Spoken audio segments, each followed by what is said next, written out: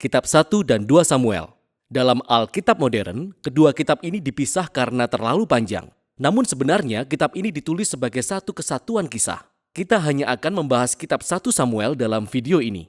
Jadi setelah bangsa Israel dibebaskan dari perbudakan di Mesir, mereka membuat perjanjian dengan Allah di Gunung Sinai. Dan kemudian sampailah mereka di tanah perjanjian. Di sana bangsa Israel seharusnya tetap setia kepada Allah dan menaati perintah perjanjian itu. Sebelum kitab Samuel, kitab Hakim-Hakim menunjukkan kegagalan total bangsa Israel dalam menaati perintah Allah. Itu adalah masa-masa terjadinya kerusakan moral dan menunjukkan kebutuhan bangsa Israel akan pemimpin yang setia dan bijaksana. Kitab Samuel memberi jawaban atas kebutuhan itu. Kitab Samuel berfokus pada 3 tokoh utama. Nabi Samuel yang menjadi nama dari kitab ini, lalu ada Raja Saul dan Raja Daud.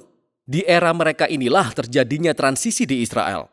Dari bangsa yang terdiri atas suku-suku yang dipimpin oleh hakim-hakim, menjadi satu kerajaan yang dipimpin oleh Raja Daud di Yerusalem. Dan kitab Samuel disusun dengan sangat indah, yang mengaitkan kisah dari 3 tokoh ini ke dalam 4 bagian. Samuel, dia adalah pemimpin kunci dan seorang nabi di bagian pertama kitab ini.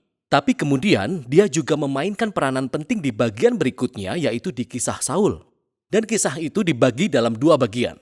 Saul yang diangkat menjadi raja dan kegagalan-kegagalannya. Bagian kedua adalah tentang kejatuhan Saul dan kematiannya yang tragis. Dan kemudian drama kematian Saul diikuti oleh diangkatnya Daud menjadi raja. Dan kisah tentang Daud ini dibagi dalam 2 bagian. Pertama-tama adalah masa-masa kejayaannya yang kemudian diikuti dengan kegagalannya yang tragis dan perpecahan yang terjadi dalam keluarga kemudian kerajaannya.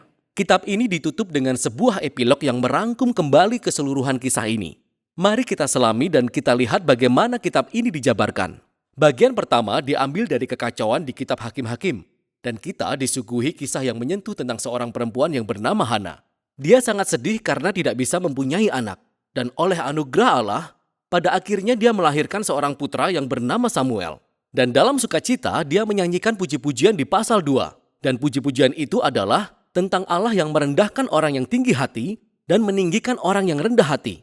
Dan terlepas dari semua tragedi dan kejahatan manusia, Allah sedang bekerja memenuhi tujuannya dalam sejarah. Dan juga tentang bagaimana suatu hari nanti Allah akan mengangkat seorang raja yang diurapi bagi umat Israel. Nah, puji-pujian Hana diletakkan di bagian awal kitab ini untuk memperkenalkan tema kunci dari keseluruhan kisah yang akan kita lihat. Seperti cerita berikut ini. Samuel bertumbuh dewasa dan menjadi nabi dan pemimpin yang hebat bagi umat Israel. Di waktu yang sama, bangsa Filistin yang adalah musuh bebuyutan bangsa Israel menjadi semakin kuat. Dan dalam sebuah pertempuran yang penting, bangsa Israel menjadi sombong. Alih-alih berdoa dan meminta pertolongan Allah, mereka malah mengeluarkan tabut perjanjian sebagai jimat ajaib yang seketika bisa memberi kemenangan bagi bangsa Israel. Oleh karena pikiran mereka yang angkuh, Allah mengizinkan bangsa Israel kalah dalam pertempuran dan tabut Allah dicuri. Lalu bangsa Filistin mengambil tabut Allah dan meletakkannya di kuil Dagon. Lalu Allah menghajar orang Filistin dan dewa mereka, Dagon, tanpa pasukan dengan mengirim borok-borok kepada orang Filistin, sehingga orang Filistin tidak lagi menginginkan tabut Allah, sehingga mereka mengembalikannya kepada bangsa Israel. Nah, inti dari kisah singkat ini adalah demikian. Allah bukanlah jimat bangsa Israel, dan ia menentang kesombongan di kalangan orang Filistin, tetapi juga di kalangan umatnya sendiri. Jadi Israel harus tetap rendah hati dan taat jika mereka ingin mengalami berkat perjanjian Allah yang mengawali bagian selanjutnya. Umat Israel datang kepada Samuel dan berkata, "Hei, kami menginginkan seorang raja seperti yang dimiliki oleh bangsa-bangsa lain. Pergilah dan temukan seorang raja untuk kami." Perkataan itu mengesalkan Samuel. Maka Samuel datang untuk berkonsultasi dengan Allah dan Allah berkata, "Ya, motivasi mereka keliru. Tetapi jika mereka menghendaki seorang raja, berikanlah saja kepada mereka." Dan kita diperkenalkan pada sosok Saul. Saul adalah sosok yang tragis karena dia terlihat sangat menjanjikan di awal cerita. Dia tinggi dan elok rupanya. Dia adalah kandidat yang sempurna untuk dijadikan raja. Namun dia memiliki karakter yang buruk. Dia tidak jujur, tidak berintegritas, dan tampaknya dia tidak mau mengakui kesalahannya sendiri. Sehingga sifat buruknya inilah yang menjadi alasan kejatuhannya. Saul memenangkan beberapa pertempuran pada awalnya, tetapi kekurangannya semakin menjadi-jadi. Dia akhirnya mendiskualifikasi dirinya dengan cara terang-terangan tidak menaati perintah Allah. Sehingga Samuel yang sudah tua menentang Saul dan bangsa Israel. Dia sudah mengingatkan bangsa Israel bahwa mereka akan menikmati kejayaan di bawah pemerintahan raja yang rendah hati dan setia kepada Allah. Sebaliknya, Raja Israel akan membawa kepada kehancuran. Jadi Samuel memberitahu Saul bahwa Allah akan mengangkat seorang raja baru untuk menggantikannya.